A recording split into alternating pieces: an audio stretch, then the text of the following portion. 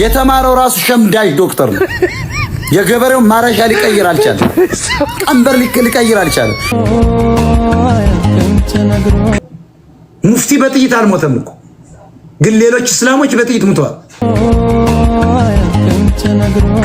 አብይ አመነ አላመነ ይመንበት አይመንበት አላምንበትም ቢል እኔ ራሴ የሚሽል በጎን እሰራለሁ። ባህር ዳር ሊቀየር ይችላል። በረዲዱ ባህራ ሊለው ይችላል። አናውቅማ። በረዱ ሊለው ይችላል። ሙፍቲ ሞተ ይለኛል። ሙፍቲ ከሞተ ሞተ ነው። አረፈ ካልክ አርፏል ነው።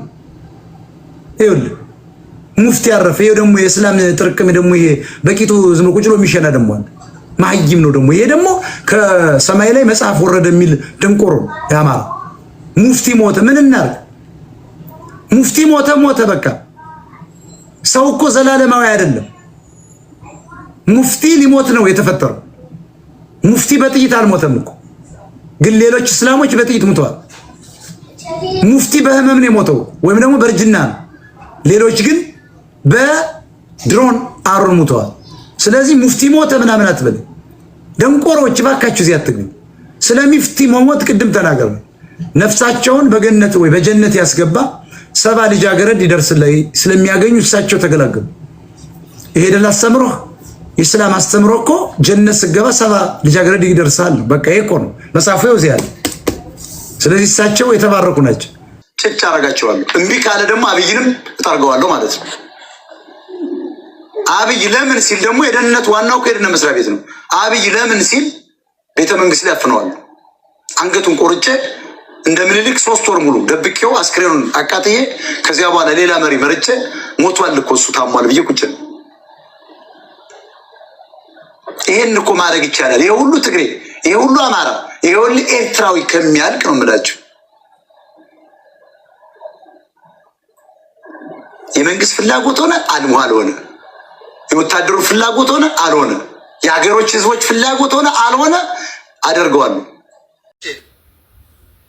ቡልቻ ኮዬ ፈጭ ምናምን ፈጭ ቡልቻ ደመቅሳ ወራክሳ ቶሌራ የሚል ሁሉ ገና የክፍለ ከተማ እንደሚወጣ አልጠረጥርም። በዚህ አማራ ተኝቶ አህያ ኦርቶዶክስ የተኛው ኢትዮጵያዊ ከቀጠለ ምንም ላደርግ አልችልም። ወራክሳ በዳሳ የሚሉ ክፍለ ከተሞች ሊፈጠሩ ይችላል። የምናውቀው ነገር የለም። ጎጃም ላይ ደብረ ማርቆስ ሊቀየር ይችላል። ኦቦ ደበላ ብሎ ሊቀይረው ይችላል። ኦሮሞ ምን ችግር አለበት? ባህር ዳር ሊቀየር ይችላል። በረዲዱ ባህራ ሊለው ይችላል። አናውቅማ። በረዱ ሊለው ይችላል። ጎንደር ሊቀጠር ይችላል። ምንም የምናውቀው ነገር የለም። አዲስ ዘመን ሊቀይሩ ይችላሉ። አዳሶ ዘማኖ ብሎ ይመጣል። ምን ታደርጓል? ይሄንን አህያ በቤተ ክርስቲያን አፈንድኖ ግብጽ የሰጠውን እምነት ተሸክሞ እየቀጠለ ነው። ምንም ልናደርገው አንችልም። ኮዬ ፈጭ ምናምን ፈጭ ቡልቻ ደመቅሳ ካካ ማንም አልፈራህም። ታስፈራራለህ እንዴ?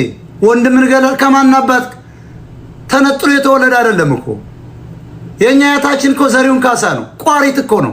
በሴቷ ደግሞ አያት ፈሳ ከቋሪት እወለዳለሁ፣ ከደቡብ ጎንደር እወለዳለሁ፣ ከምስራቅ ጎጃም ጀግናው እኔ አማራ ነኝ። አስነጥሳለሁ። እንደ ጎንደር የምትመጣ እንደ ጎንደር የሆኘ ረጠልጣለሁ። የጎንደር ደም ይነሳል። እንደ ጎጃሙኛ ደግሞ እንደ ምስራቅ ጎጃምና እንደ ጋዳሞቱኛ ደግሞ እነሳለሁ። ረጠልጣለሁ። እየነገርኩ ነው። አንተ ያገው ሸንጎ ትላንት አፍክ ስትከፍት ነበር። ዝም ብለን እኮ ሰማን። ጭራሽ ፎቶ አውጥቼ አስገድላለሁ። ምን ስራ ያደረገን ነው ወንድም ታስገድለው? ዝም ብሎ የሆነ ወፍ ዘራሽ መስሏል። የኔ ወንድም እኮ ያዳሜ እንግዳ ልጅ ነው፣ የልጅ ልጅ ነው። ስለማይጎረር እኮ ነው። ህዝባችን ባለመደራጀቱና ባለመታጠቁ ራሱን ከሞት ሊከላከል አልቻለም።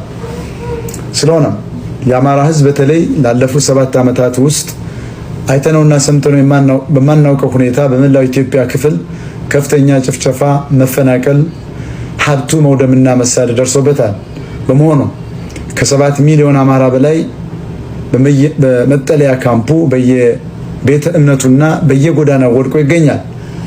በተለይም ባለፉት 4 ዓመታት ጦርነት በህወሓትና ብልጽግና ዘረኛ መሪዎች አስተባባሪነት ጦርነት በመክፈት በንጹሃን አማራዎች ላይ ከፍተኛ የሆነ የድሮን ጥቃት በማድረስ የገበሬዎች ሰብል ሳይቀር በመቃጠሉ ብሎም ክልሉ በመውደሙ ምክንያት ህዝባችን የሚልሰው የሚቀምሰው በማጣቱ ችግር ላይ ወድቋል። ውድ የአማራ ልጆችና የአማራ ወዳጆች በዚህ ጭንቅ ጊዜ ለህዝባችን ለመድረስ ጊዜው አሁን በመሆኑ በተከፈተው የጎፈንድሚ አካውንት የቻላችሁትን በመለገስ ህዝባችሁን ትታደጉት ዘንድ ከወዲሁ በፈጣሪያችሁ ስም እንማጸናለን። ስለምታደርጉት ርብርብም ከወዲሁ እያመሰገን ሌሎች ሰዎች ያግዙ ዘንድ በተለያየ ማህበራዊ ድረገጽ ሼር ታደርጉት ዘንድ በአክብሮት እንጠይቃለን። ኢትዮጵያ 85% ማይም ነው። አስረግጬ ነው የምነግርህ። የተማረው ራሱ ሸምዳጅ ዶክተር ነው። የገበሬው ማረሻ ሊቀይር አልቻለም። ቀንበር ሊቀይር አልቻለም። ይሄን መሀይም አንከተል።